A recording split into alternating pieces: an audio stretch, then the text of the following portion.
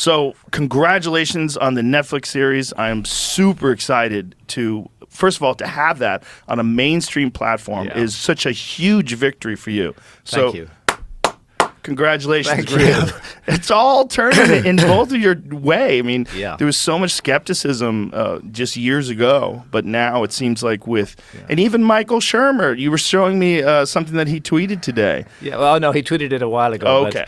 But he walked back on some of his criticisms of our work. It was in light of new evidence of the Younger Dryas impact theory. Exactly. No, it's been a major challenge getting this show done. But it's the first time I think that these radical ideas have got onto a major platform. And the whole focus of the thing is summed up in the title of the show, Ancient Apocalypse, because we had an incredible apocalypse that hit this planet, and it wasn't just one moment. It was 1,200 years of hell on Earth between roughly 12,800 and 11,600 years ago. Wow. And that is not taken into account by mainstream historians and archaeologists. Something that really changed the world needs to be taken into account if we're claiming to have a full knowledge of the past of humanity. And so I'm just really glad that Netflix have taken this show on, and they're going to blast it out to a worldwide audience. And hopefully that will begin to put more pressure on the academics who, frankly, I'm not a conspiracist, but they do act as gatekeepers as to what may be allowed out in front of the public and what may be not allowed.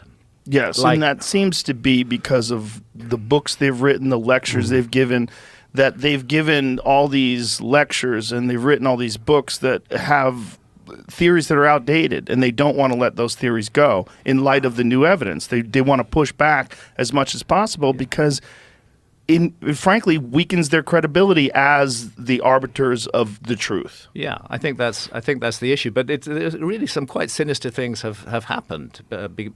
Because of this show, I got banned from Egypt.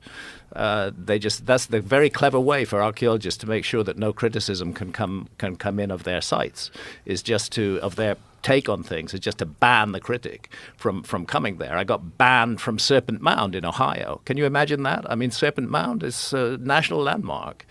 People should not get banned from going there. When you say banned, meaning you tried to go there to film or just to visit? When we approached them to make an episode of my Netflix series at Serpent Mound, initially they were welcoming, and then they heard that Graham Hancock was presenting the series. And immediately they turned around and said, no, filming permission is refused because Hancock's views differ from our own. Well, I was able to make a virtue of that in the sense that I stood at the gates of Serpent Mound, which were closed, and I read out their letter where they say that just because I don't agree with them, they won't allow me access to the site. Fortunately, we have masses of footage, drones, and other things, and we were able to do the show. But it shows, again, the limited mentality. People must be very insecure in their ideas if they actually have to ban critics from expressing alternative ideas. And what is the significance of Serpent Mound? Well, the first and foremost thing is it's an incredible, beautiful, amazing site, which everybody who can get to Ohio should go and see. It's just a most incredible place. But secondly, there are indications that it's much older than it's supposed to be, and that has particularly to do with the way that the jaws of the serpent line up to the setting sun, and because the changing positions of the sunset due to changes in the Earth's motion. So this is it here? That's it there. We're looking at that's the head of the serpent, and is looking straight at the setting sun. And this alignment was perfect about 12,500 years ago. It's slightly off today, and that's because of changes in the rising point of the sun over thousands and thousands of years. And that's what they don't like. They don't want Serpent Mound to be older. There's one group of archaeologists think it's just 1,000 years old. Another group think, well, maybe it's 2,500 or 3,000 years old.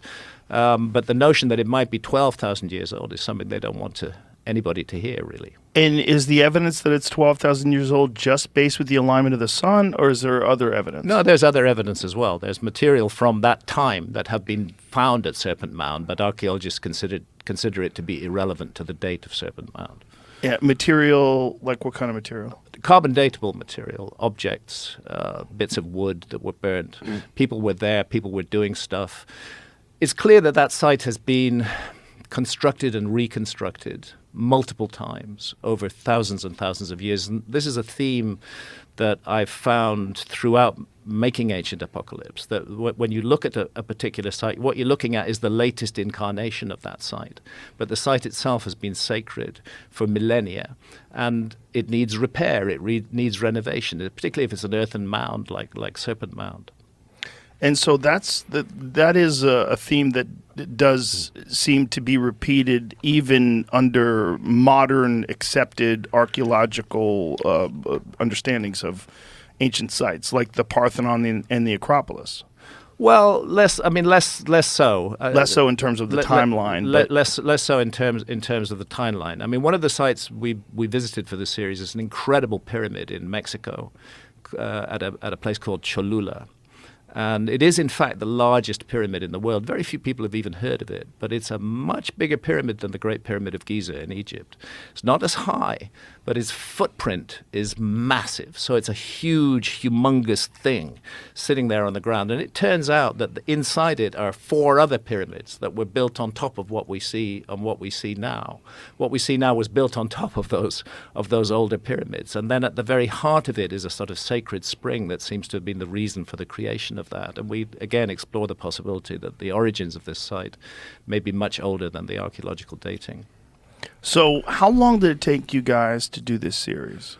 Well, to be clear, it was the series is me, and it's me making it, but Randall plays an incredibly important role in the series. Randall and I are comrades in arms. We're working together against the mainstream to bring an alternative point of view. And Randall is the star of episode 8. And episode 8 is the episode where we bring the whole story of the ancient apocalypse together. The terrible things that happened to this world, the terrible things. That was the time when all the great megafauna went extinct, the saber-toothed tigers, the woolly rhinos, and so on and so forth. They all went extinct between 12,800 and 11,600 years ago. And there's evidence of just utterly cataclysmic flooding in North America, particularly in the Channel Scablands in the Pacific Northwest. And that flooding came off the ice cap, and something made it come off the ice cap really, really fast. And Randall has just devoted years of his life to studying this mystery, what really went on there. And let's not underestimate it. Let's just not talk about lakes bursting their banks. Let's talk about something huge that took place, and the landscape speaks to that huge event.